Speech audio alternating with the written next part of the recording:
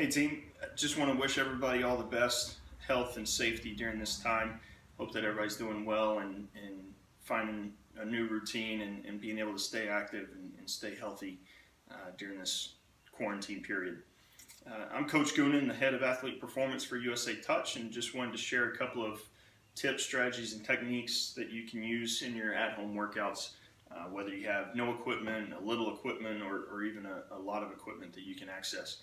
So a couple of things that we always touch on for our workouts, kind of working start to finish, is first and foremost mobility, get everything moving, activation, get everything fired up, working in sequence, working together. Then we progress into our strength or power or even speed movements. Then we'll get into our strength, and then of course wrap up with our finishers or conditioning. So first and foremost, we'll just cover mobility for today. We always like to work from the ground up, just to make sure that we hit all the key points. Okay, and it's just a much easier sequence just to make sure that you hit everything. So ankle mobility could be a number of things. Could be just ankle circles, right? Could just be some plantar or dorsiflexion. Okay, keeping the heel flat and just getting a nice stretch to the Achilles. You can just go down and hold, or if you want to go multi-direction, stuff that we used in camp a lot, where we go take the knee inside towards the big toe, straight ahead towards the middle toe, and then out towards the little toe. Again, keeping that heel flat is just going to help emphasize that movement through the ankle. And moving up from there, getting into the hips, right? It can be something as simple as leg swings, okay, kicks. You can go gate openers or whatever you want to call them, step over the hurdles, okay? Or if you really want to get challenging with it, right? Once you do that hurdle step, internally rotate your hip at the top as you're stepping over. Just make sure that your hips don't tilt or twist too much at the top and that you're cheating in that movement. Then into the lower back, even just doing some standing twists, just nice and easy, nothing dynamic, nothing too fast, just to open it up. Or if you need a little more stretch, a little more specificity there, go with your book openers. We always did the 90-90s on the floor, knees and hips at 90, and then you open up from there, just to put the emphasis on the lower back. Again, you can just hold that open for time, or you can rep it out anywhere from 5 to 10 each side is good. Moving up, going to the thoracic, the upper back.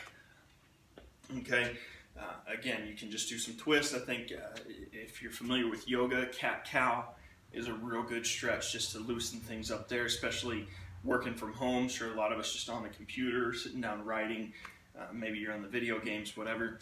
But cat-cow can just loosen up everything, open up the chest a little bit as well.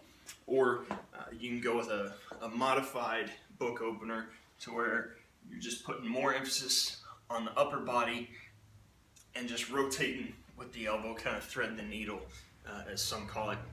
Then from there, just touching on the shoulders. So it could just be some simple hugs, right? Maybe some circles, some swings, okay? Any sort of movement like that.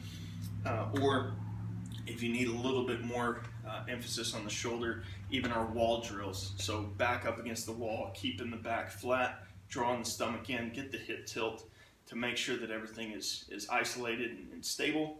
And then going external rotations with our wall slides, and then even getting some scaption push-ups. So push-up position, just squeezing the shoulder blades. Just make sure that the shoulders are down and away from the ears.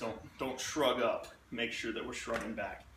And then even some neck flexion as well. So ear to shoulder, chin to back, or even just some light rotation.